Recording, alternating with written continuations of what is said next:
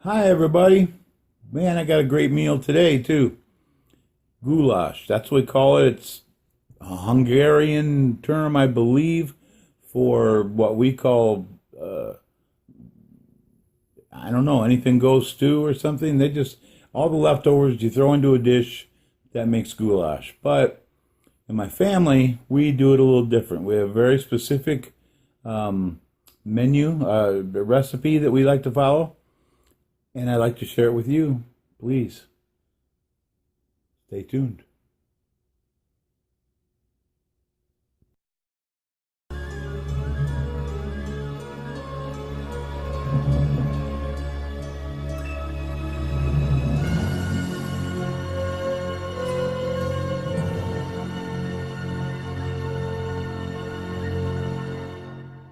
Okay, here's your list of ingredients. Hit pause, write them down. Now, here's how I made it. So, this is half of a very good onion that I have left over from another meal that I should be using now. But as I'll be sharing this meal with my wife, and she does not like onions, I won't be using it. Say goodbye to the lovely onion. So we're going to cut these onions up into small little pieces so that they can flavor everything else in the dish as much as possible.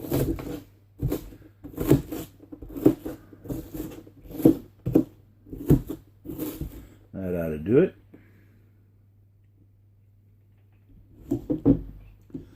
Now, we're going to take this onion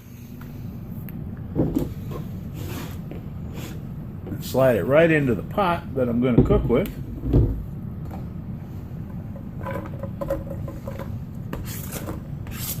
Alright, I'm just making a small batch so you'll understand. I don't have that much onion in here. Okay, now when it comes to garlic, I try to always use fresh garlic.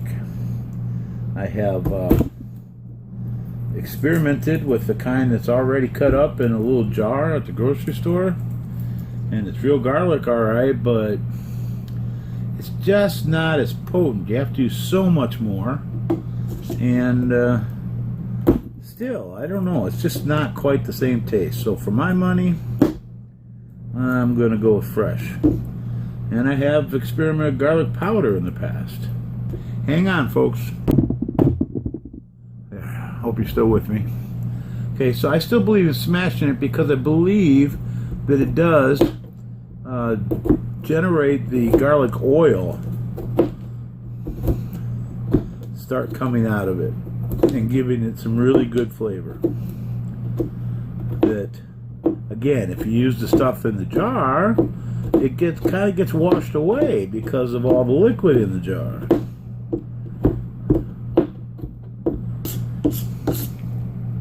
Now you have your garlic cooked. We're going to add that to the pan too. To our pan with the onions.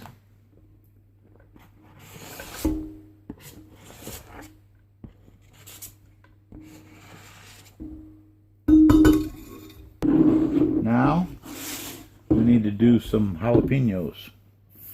So I got them from the store. We'll get this out here.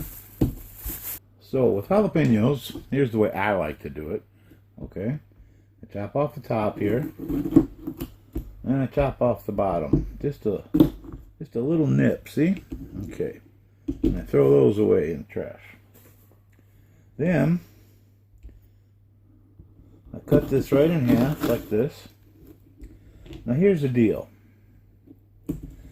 Sometimes jalapenos are very hot, and sometimes they are not. Usually they are not. You know for yourself how much you like jalapenos. Okay? So, and if you don't know, then you should find out. And the reason I say this is because the seeds right there are where most of the heat comes from. And we usually throw the seeds away because we want the flavor that's in this doohickey here. Okay? Kind of twist that knife without my thumb in the way. There you go. Alright? When you cut them apart, if you can cut them right alongside the vein there, that makes it so much simpler to get that vein out. And that's true of bell peppers also. Okay. Okay, now you take your jalapenos, slice them up. The length doesn't matter at this point. I'll show you in a minute. What matters here is the width. See, you might come out with a little short guy. It's okay. So you want them all about the same length. It's called julienne, and they're all basically the same width, and properly julienne they'd be the same length, but I don't care about that right now. You line up the edges on the end and then cut them off in little squares. See that?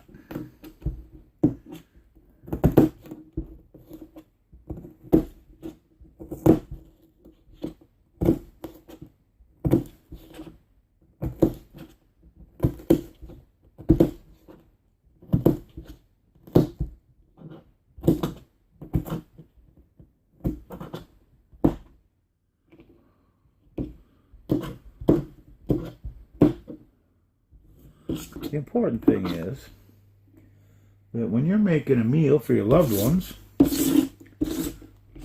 okay, that you don't want them to bite into a meal and find this in their mouth. They will not be happy with you. Okay? That's what we want to have in our meal right there. Come on. And notice that I'm cutting, this is the inside of the pepper. It's a lot easier to cut that way than to cut this way because that outside skin is a little tough, okay? Now, we'll add this to our pan of garlic and onion. Okay, the next ingredient we need is some bell pepper. Now, they come in different colors, but the green is always the cheapest, and so the green is usually what you use. But when on sale, I do like to use different colors.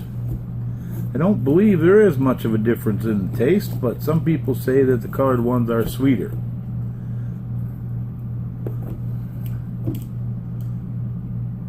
So, you know, that's up to you, but green is the normal for what my kind of cooking, okay? For both Spanish rice and goulash, which right now we're making some goulash.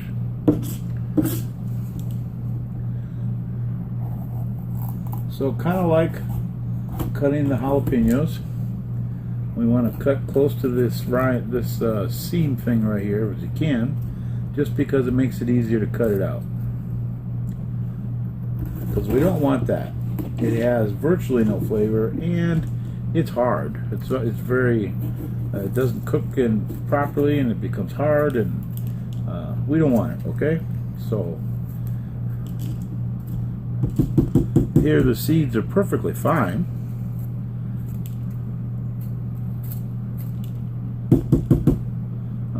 It's just something we get rid of. Why? I don't know. I'll tell you a little story about that you may have heard. There was an old family recipe in this one family for ham, for the Christmas ham. And Grandma always cooked it, and everybody loved her ham. It was the best they ever had. And it was a family tradition for the holidays. Beautiful story there. Anyway, she got to where she was getting too old to cook, and she gave the recipe to her daughter. And then, of course, a few years later, she was teaching it to her daughter, which would be the granddaughter. And she asked her mom, well, the first thing in the recipe is cut the ham in half. And she asked her mom, why? And she told the daughter, well, I don't really know, but that's part of the recipe. And so it became this big thing everybody was talking about. But nobody asked Grandma. Finally, let me throw this away here. You okay? You fell off the table. I hope you didn't get hurt. I don't have insurance for you people. Ha ha ha ha ha. So, I'm going to cut these just like I did the jalapenos. We cut them in slices. I'll try to get about the same thickness. The length doesn't matter much. Then we line them up and we start cutting them all about the same size. And you're wondering, what did Grandma say about the ham? Well, I'll tell you. The whole family was so upset, and they had all kinds of different reasons. Of course, none of them had it right. And they finally asked Grandma, why? Why do we have to cut the ham in half? Her answer was very simple. She said, well, I always had to do that so it would fit in the pot, because the ham was too big to fit in the pot. So here we had 3 generations that were cutting the ham, and 2 generations had no idea why they had to cut the ham in half. It was part of the recipe, so they did it. No questions asked. And like they say, out of the mouths of babes, the granddaughter finally asked the question.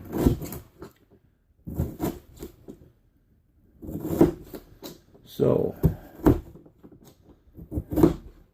why do we not include the seeds from the bell pepper? I have no idea. I guess I never asked. But I can wager a good guess. They don't add anything in flavor. And if you got a seed caught in your teeth, you would not be too happy about it. And food is a labor of love.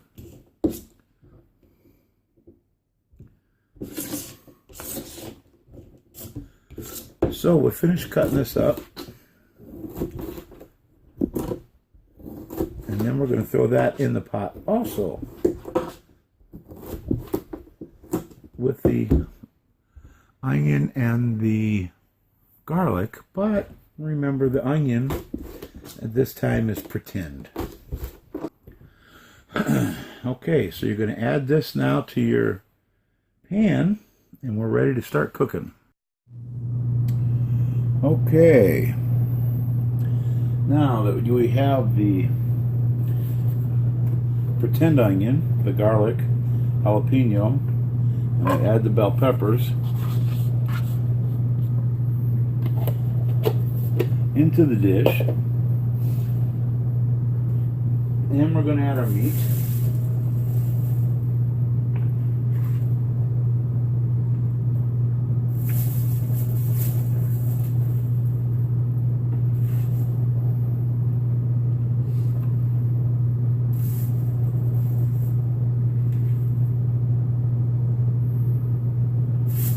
Okay, and then we're going to add some heat.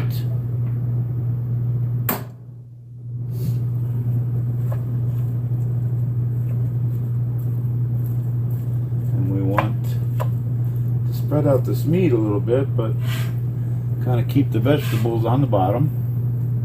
I should have spread out the vegetables a little more. I messed up on that.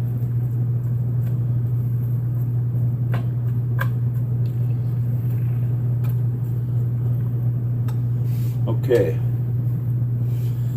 so normally I would use a little more meat. I don't have enough meat with me, unfortunately. So we're going to wait for this to start heating up here. I have it on high. Okay, now you can hear the vegetables kind of sizzling in the bottom. So we're just about there. So not looking to burn the vegetables. I just want them to start seasoning, breaking down, so the meat can absorb all that seasoning. See, we got just a little bit of brown there on the meat. So this is the right time, because I want the meat to cook evenly. I don't want it to cook hard in one spot and still be raw in another spot.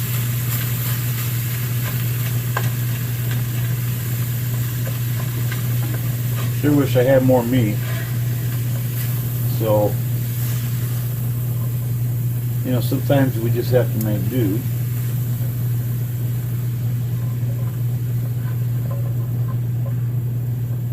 So now you're pretending there's more meat and you're pretending there's onions in here.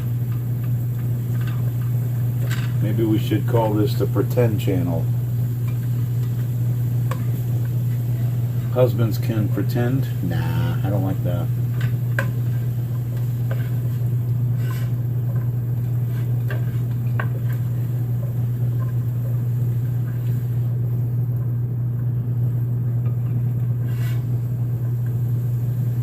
See, what I'm trying to do is get the brown side of the meat on top and the pink side of the meat on the bottom. And right now with this little chopping bit, I'm breaking up the big pieces so that the meat cooks evenly. This is what I want.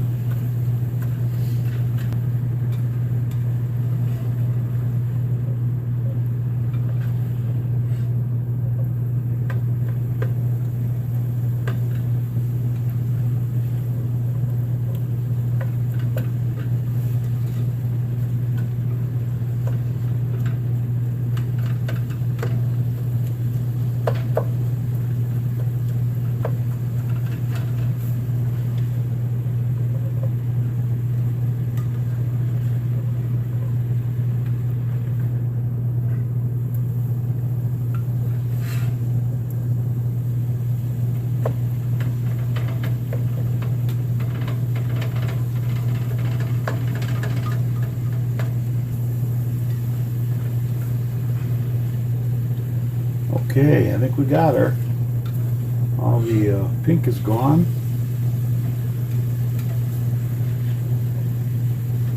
Yeah, we got her. Set off the heat.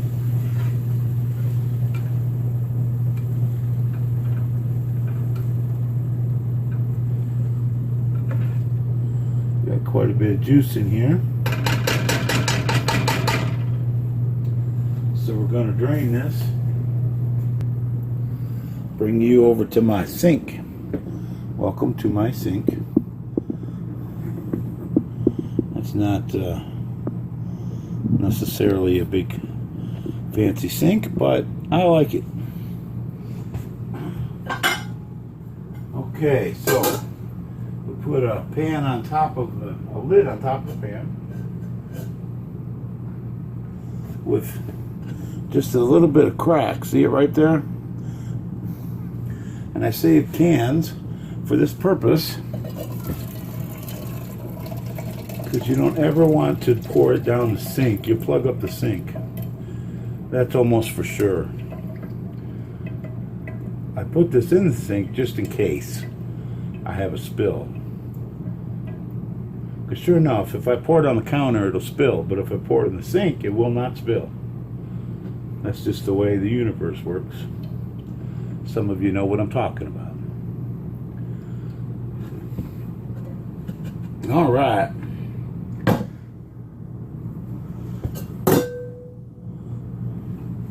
Take the lid off. And there you have it, my friends. The meat's all ready for the mixture.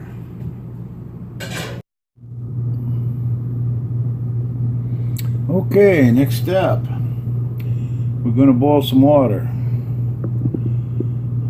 for the noodles. Start my stove. Got it on high. Put a lid on it. And then we wait.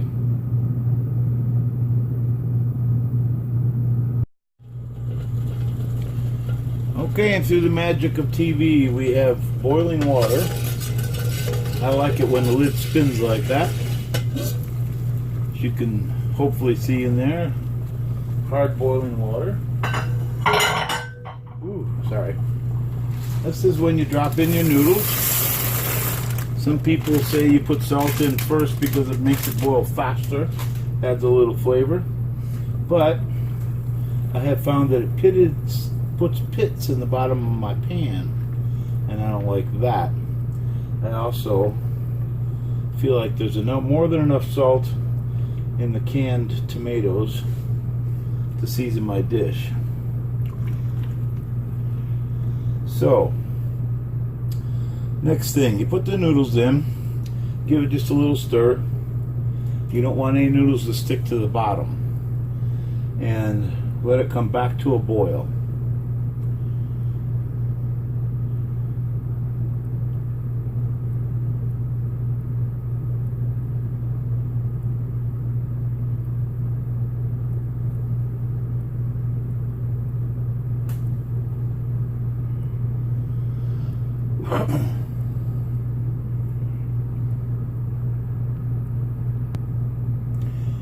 Okay, we've come to a boil. We want to stop these things from sticking to the bottom. That's not good. We want them to float in the water. You need to, well, almost stir it constantly. Almost. You want to keep these noodles floating around in boiling water. And you start your clock now about 5 to 6 minutes from this point, and the noodles will be done.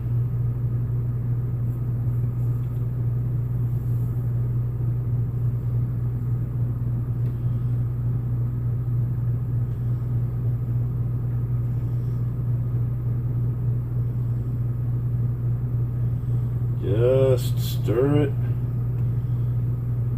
Scraping the bottom, that's the important issue here. Scrape the bottom while you stir. Always. Any dish that you stir, you don't just stir the top, you scrape the bottom as you stir. This is an important tip for anybody who didn't know that.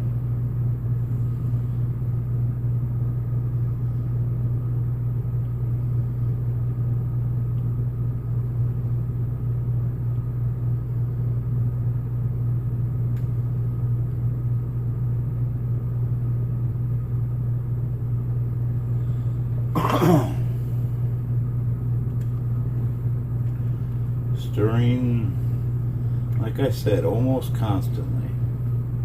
Somewhere around 3 times per minute. So you don't go walking off for a minute. Don't go play football or anything like that. Or even put the football game on the TV. No, you need to pay attention to this. Stirring it like 3 times a minute, scraping the bottom, letting it cook in boiling water. It's the most important part of the dish. It's the most important component to a properly textured dish, okay, for it to feel right in your mouth and look right on the plate. There's other factors, but this is probably the #1 component that can mess up your meal. It's the easiest to cook, but maybe because it's the easiest, it's also the one that's most messed up by new cooks. Because you don't want them to stick to the bottom of the side. Any dish that you stir, anytime, you always want to scrape the bottom and the sides. That's why for now I'm using the spatula that I used to cook the meat. The noodles are somewhat floating. They're somewhat surrounded by boiling water, every individual noodle, so they all cook evenly. This is what I want.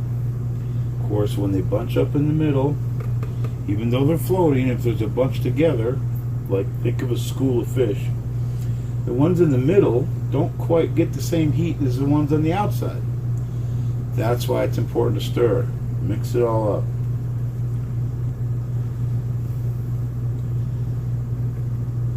And as we're getting close, you'll notice the noodles have expanded quite a bit.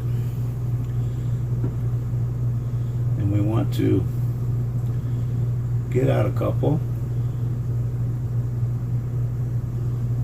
Blow it off to cool it off.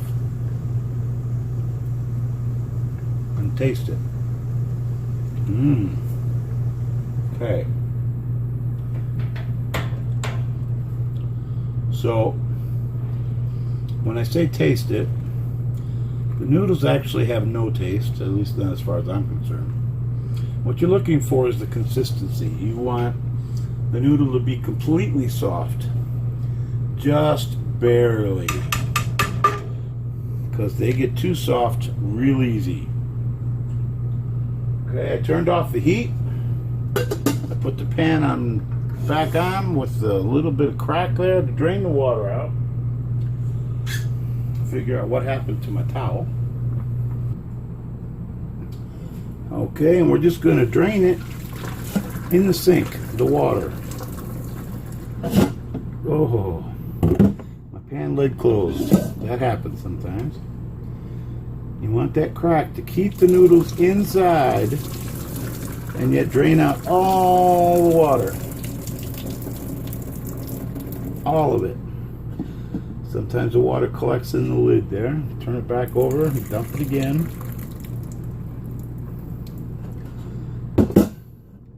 Turn it back over and dump it again.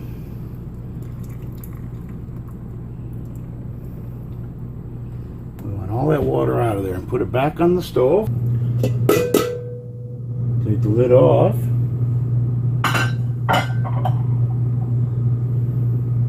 And we want to add the rest of our components. We have some cubed tomatoes. We have some more cubed tomatoes. We have a large can of tomato sauce. Just 2 of the small cans. We have our meat mixture.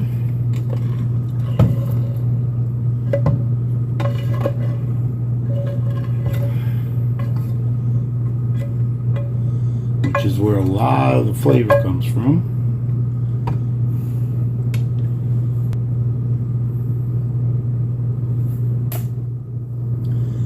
Black pepper. I measure out about 2 teaspoons in my hand and put it in there.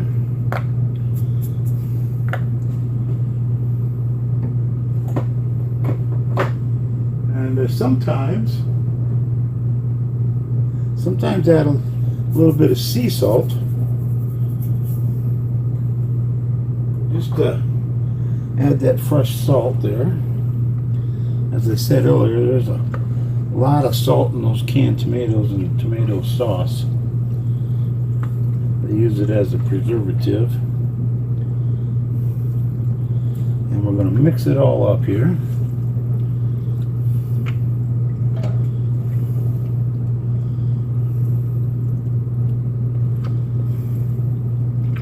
It's getting hard to use this plastic spatula. I prefer a heavy metal one, but I don't have one here with me right now. We will switch to a spoon very shortly here. I'm trying to make sure that I can scrape the bottom and get all those noodles off the bottom, because those noodles, I did not rinse them on purpose. I do not want them rinsed because that rinses off the little bit of starch on them, and that little bit of starch on them is what makes the juices here stick to the noodle.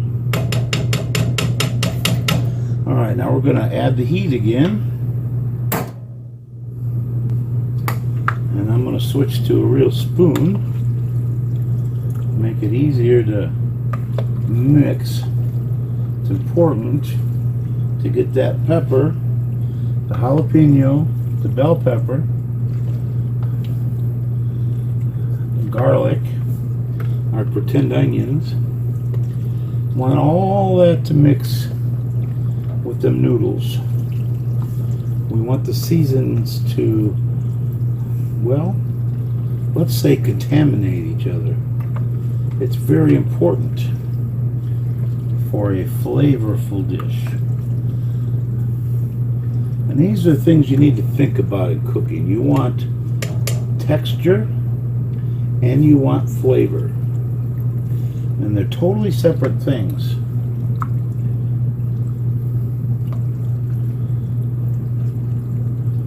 Obviously, I'm making a much bigger pot of this because I have my son and my wife joining me for dinner out here at the campground.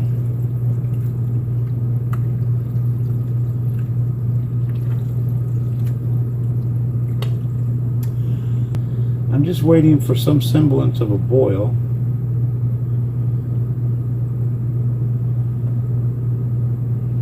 Because that's the temperature that kills germs, so it's my last. I mean, everything here has been brought to a boil already, but we've just mixed it together and added some canned goods, which were presumably boiled at the canning factory, but I'm boiling it all again now to make sure. And it induces the flavor exchange between all my ingredients. That's what I'm looking for. Now, we don't want to boil it long because these noodles get overdone and they're just mush, and that's going to totally ruin your dish on a texture value. Totally destroy it. The bell peppers and the green peppers, the bell peppers and the jalapenos are already soft, so we don't need to worry much about that. Again, scraping the bottom, scraping the sides. Nothing sticks. If it sticks, it burns. That's the rule, okay? If it sticks, it burns.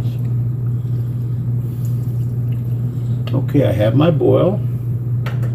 So now I shut off the heat. Here's another tip. If you're on an electric stove, move the pan away from the burner because it's still cooking. But on a gas stove, it's not so bad. I would probably still move it away a little bit, but I don't have the room here out at the campground in my trailer.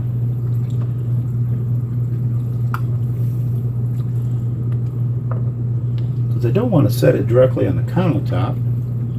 I have granite countertops, so it's probably okay, but usually you don't have that, and if you set it on a regular countertop, you can actually burn your countertop when you take it right off the stove and set it on the countertop.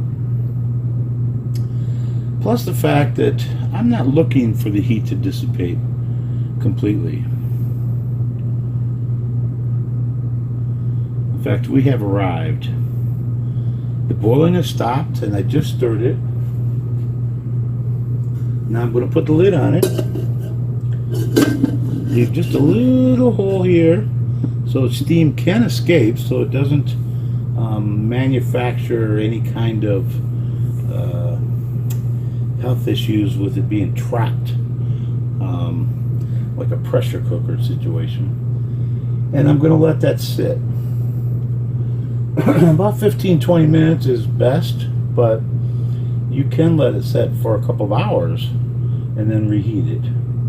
Just be careful, you don't want the noodles to turn to mush. It's best served with some salad and some garlic toast, in my opinion. From my family to yours, I sure hope that you enjoy it. I know we did.